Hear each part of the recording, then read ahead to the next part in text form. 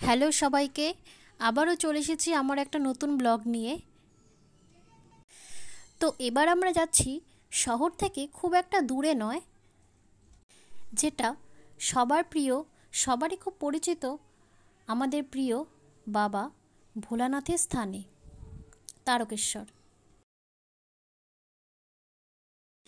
তাই ট্যাক্সি ধরে সোজা হাওড়া স্টেশনে পৌঁছে আমরা তারকেশ্বর লোকাল ধরে নিলাম আর জানলার ধারে বসে প্রকৃতির অপূর্ব সুন্দর মুহূর্ত উপভোগ করতে থাকলাম।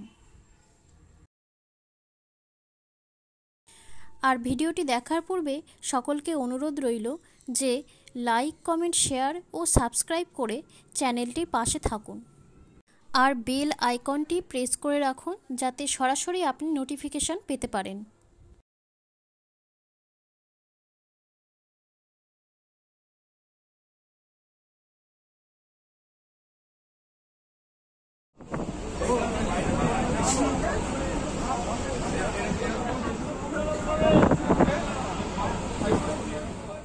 তারকেশ্বরে পৌঁছেই প্রথমে আমরা একটি হোটেল বুক করে নিই। এরপর সন্ধেবেলায় আমরা মন্দিরে আরতি শোনার জন্য প্রবেশ করি।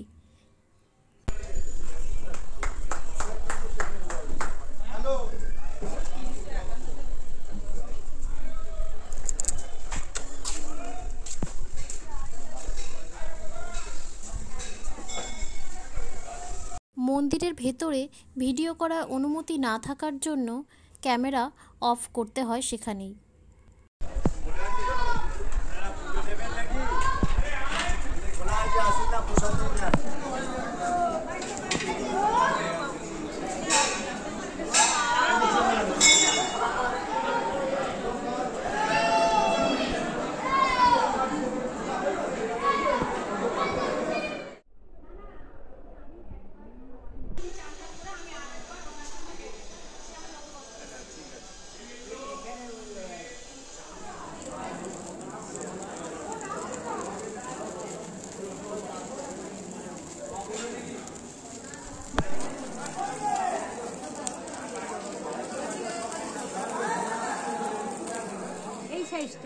এটা আমার চিনি কম, চিনি বেশি 300 টাকা। কালকে নেও তখন আমি দামটা দেবো। খাটে 4 জন আরামসে শুতে পারবে। 6-7 খাট নিচে আছে। আশেপাশের দোকানপাটগুলো কিছুটা ঘোরার পরে আমরা হোটেলের মধ্যে চলে যাই আর সেই হোটেলেই আমরা ডিনারটা সেরে নিই।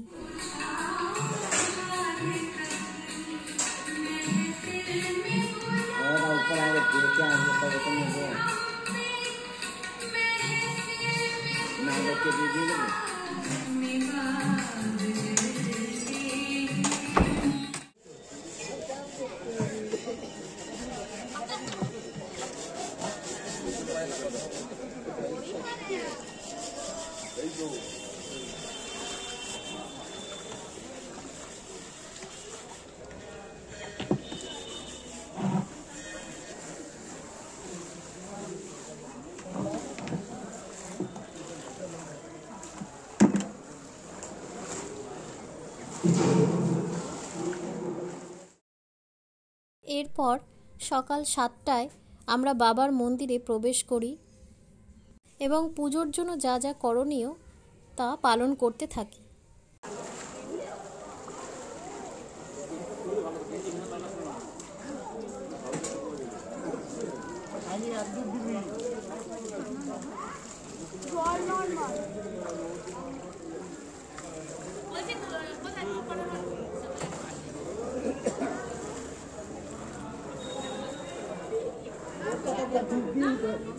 ঠিক আছে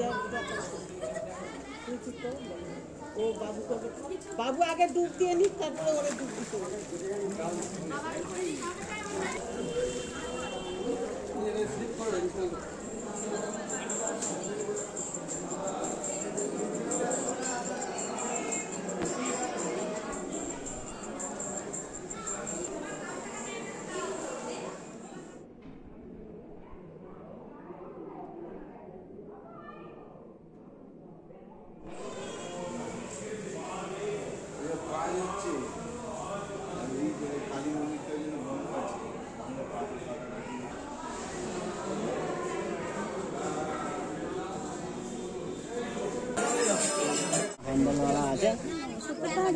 জল শঙ্খ রাখার জন্য ওই শঙ্খটা দিয়ে মেপে নিয়ে নি। দাঁড়া দাঁড়া।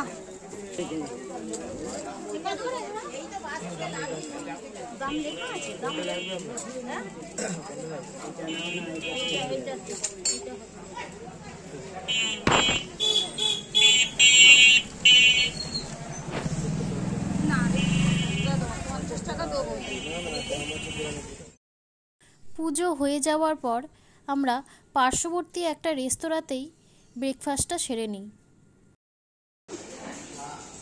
যেটুকু বসেছে ফোনে আরেকটু সামনে এসে বসো, তাকাও।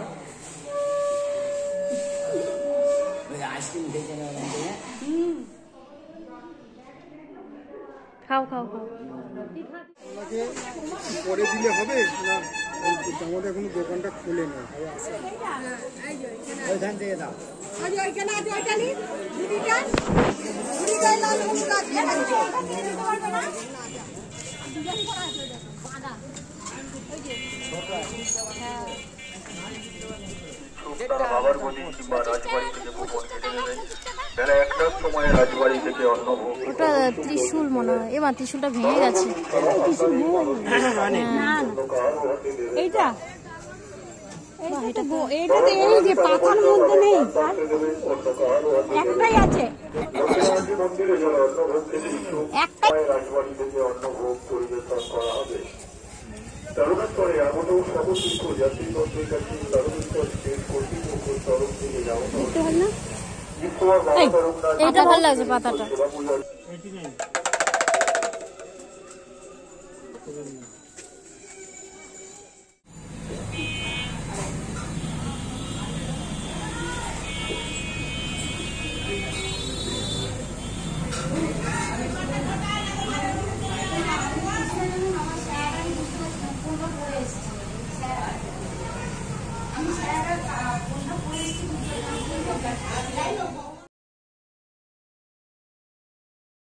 সমস্ত মার্কেটটা ঘোরার পরে আমরা সেই হোটেলেই চলে আসি আবার দুপুরের লাঞ্চটা সারার জন্যে।